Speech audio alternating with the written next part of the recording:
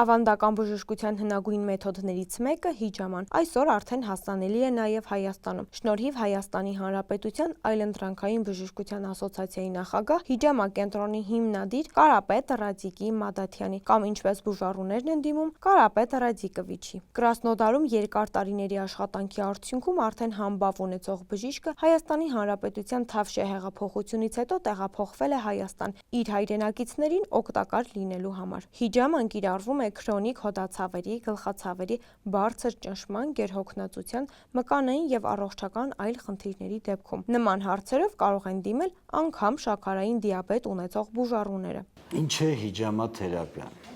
Հիջամաթերապիան իրենից ներկայացնում է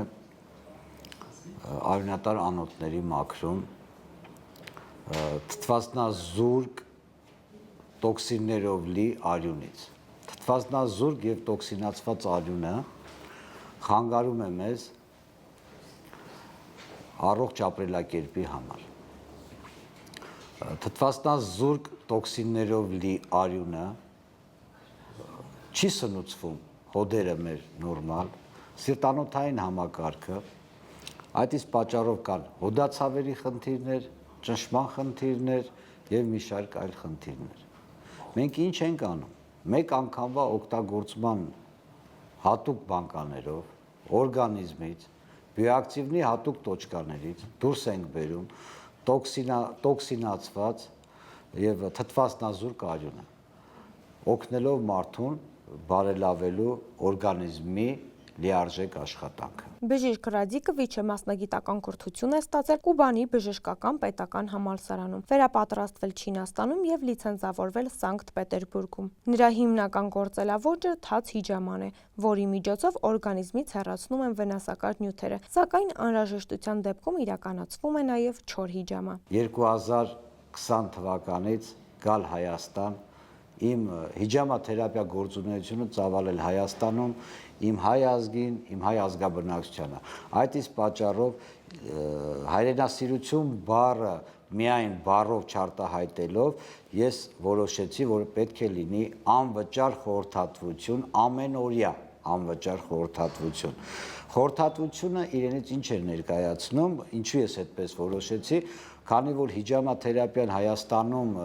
որպես այդպիսին լայն կիրառում չի ունեցել, կարծում եմ նաև կիրառում չի ունեցել, որոշեցի ազգաբնակչությանը ծանոթացնելու ինչ է հիջաման, խորհրդատվությունն անվճար հասկացողության մեջ ընդգրկելով անպայման մի փոքրիկ պրոցեդուրա, որպեսզի թե բուժառուն հասկանա հիջամաթերապիան ինչ է եւ ես կարողանամ հասկանամ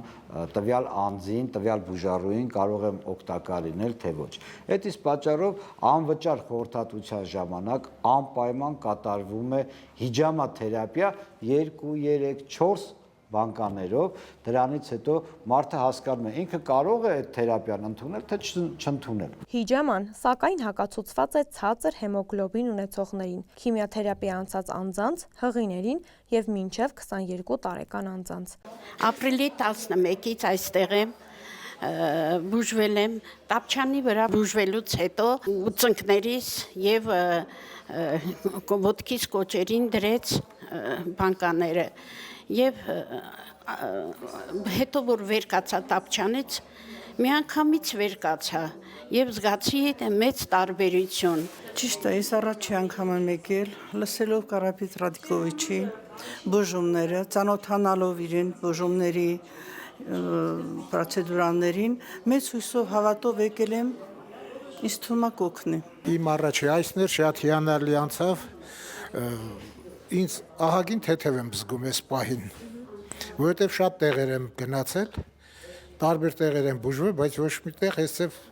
ծնկներից թեթևություն չեմ զգացել։ Ցավը ոնց որ միանգամից անցավ։